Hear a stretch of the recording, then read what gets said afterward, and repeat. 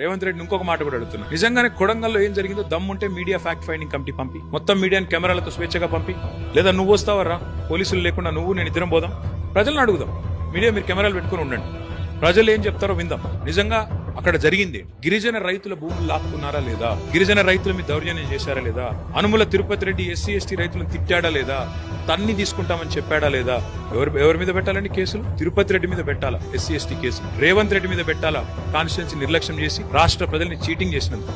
అంతేగాని ఇవాళ పట్నం నరేందర్ రెడ్డి ఏం తప్పు చేసిండు? నరేందర్ రెడ్డి రైతుల పక్షాన్ని నిలబడడం తప్ప, రైతుల కోసం పోరాడడం తప్ప ఆయన మీద ఎట్లా కేసు పెడతారు? ఏం కుట్ర ఉంది? మా నాయకుడు మా నాయకులతో మాట్లాడడం కుట్రనా?